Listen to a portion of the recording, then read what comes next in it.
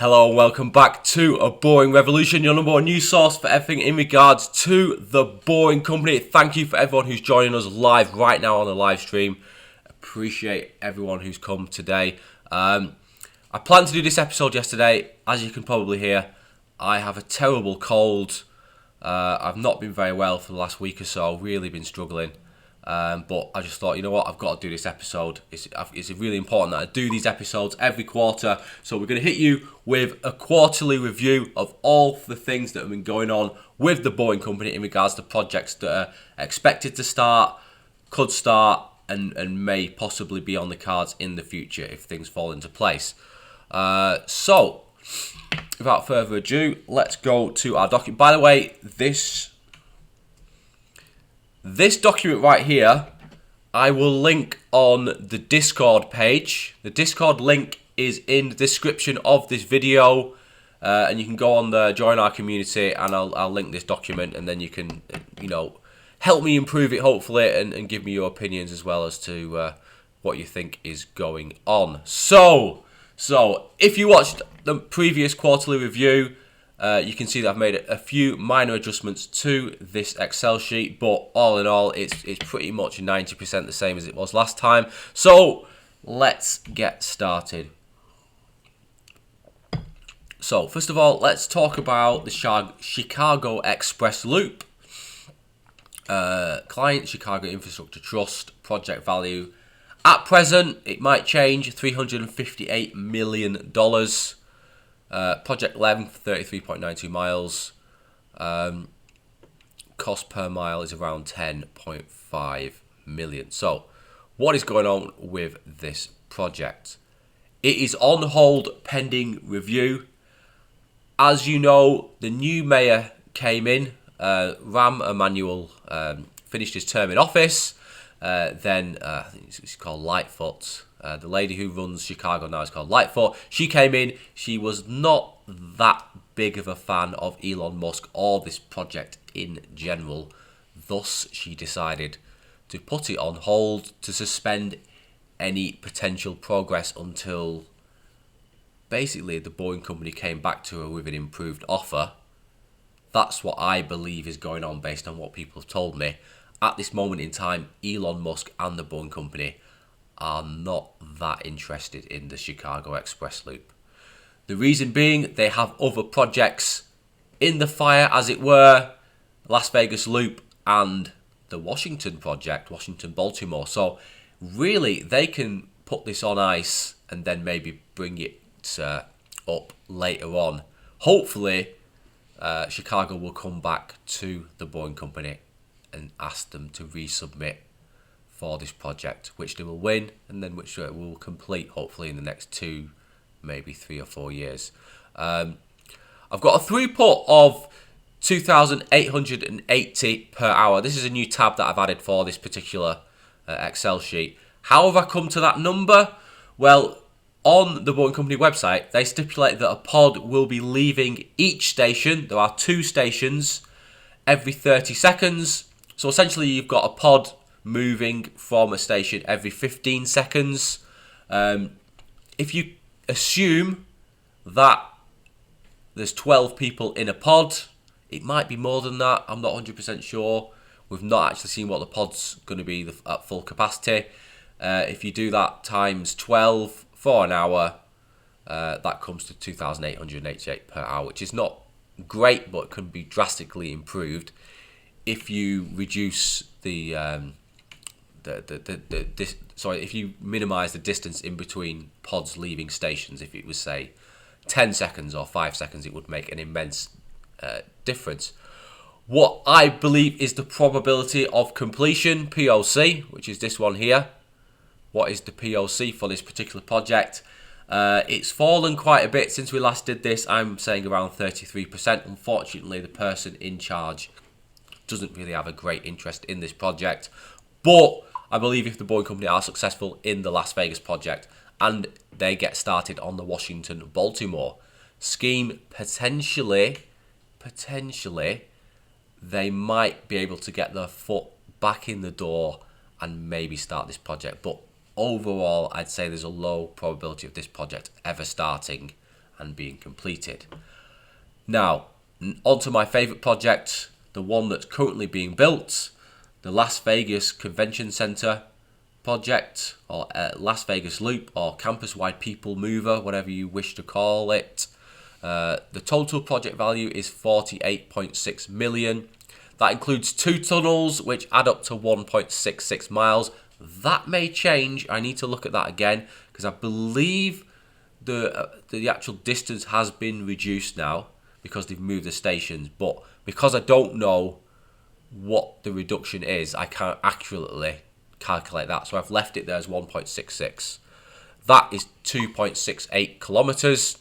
The cost per mile, therefore, if you include the stations, the key bit here is there are 3 stations in very close proximity to one another. So that increases the cost per mile exponentially. So I have 29.27 million. Or the cost per kilometre is $18.13 million per kilometre. Now, what machine are we using on that particular job? As of now, I think it's the new Lionstorm machine. I'm very confident about that. It definitely looks like the new machine that they fabricated at the Hawthorne test area there under SpaceX.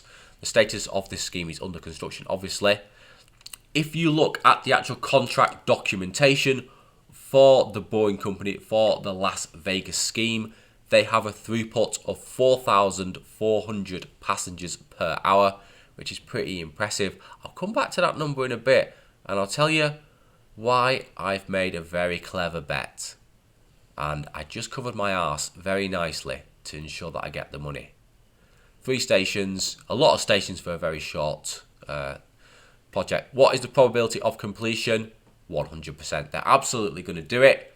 I modified the start date. We actually started in around October, maybe slightly after that. The finish date, or the date it needs to be finished really, is the 28th of December 2020. And when I say finish, I mean the full scheme is commissioned in the eyes of the Las Vegas Convention Center. That's a total of 14 months. Sorry guys. Another project I really like is the San Jose Airport project. So it links the airport to the train station.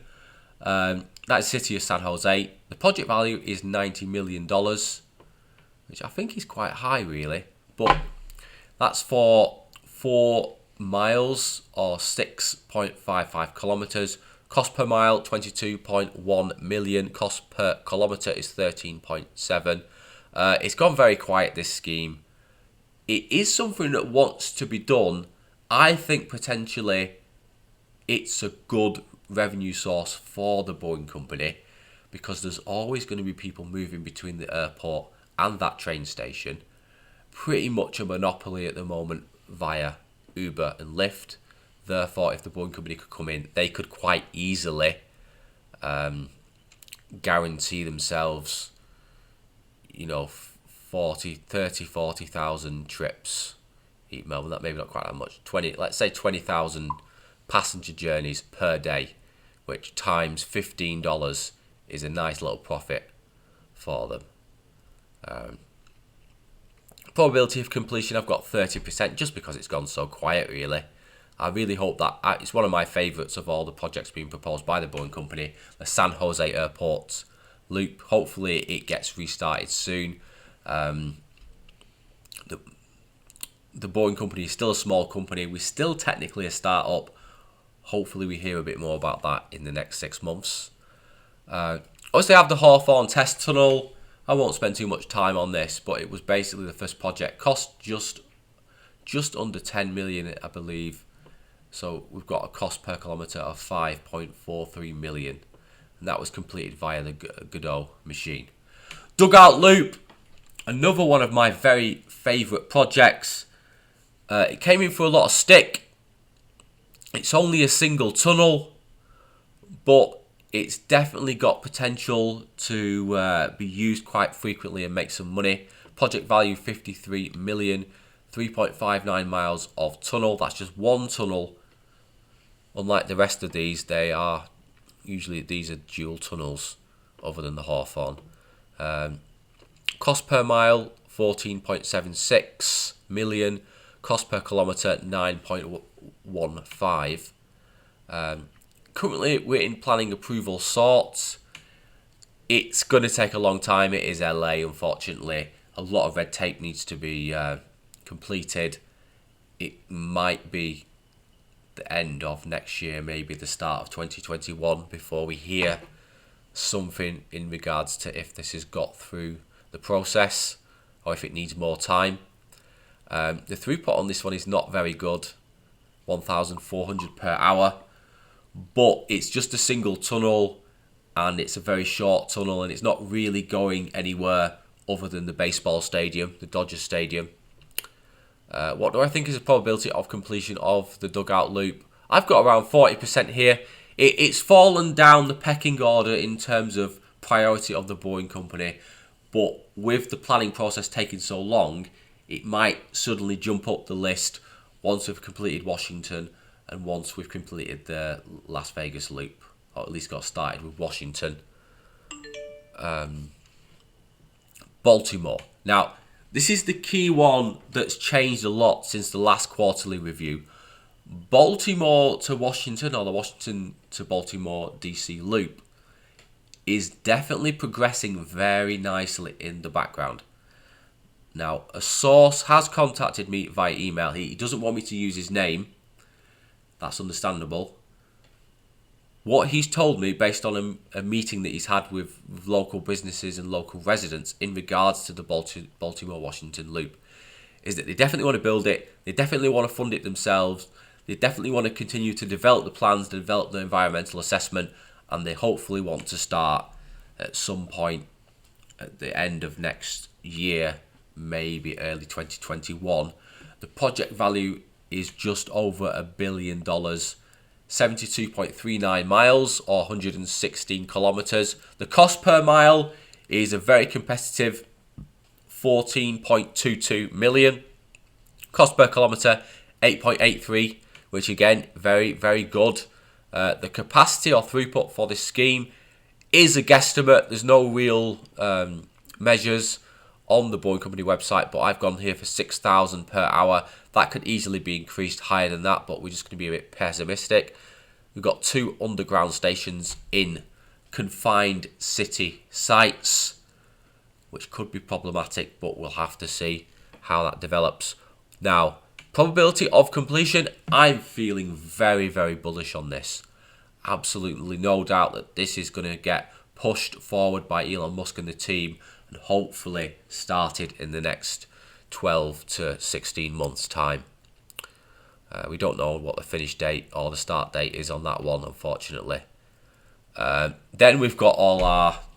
I don't know what to refer these to. I'm very sorry about my voice, by the way. I've had this cold and it's destroying me. We've got the Blue Mountain Crossing that was proposed in Sydney. 850 million, 61.85 miles. It's very conceptual. I think it's frankly just a gimmick. Probability of that one happening, I'm not going to waste my time talking about it that much, is 2.5%. It was basically proposed by a politician. The Israel loop was almost as bad. Benjamin Netanyahu, who's in big trouble in Israel, hasn't managed to get a majority government, really wanted to pump his numbers up by, making himself out as some kind of big infrastructure developer in Israel. They proposed a project. They didn't tell us what city. They didn't tell us how long it was. They didn't tell us how many pods. They didn't tell us how much it was going to cost. I also find this very strange because another person that I deal with on quite a regular basis and talks to me a lot about the Boring Company, emailed the Boring Company and they've said that they don't want to do any projects outside of the USA. So I just don't think this is going to happen. So I'm going to go for 1.5% probability.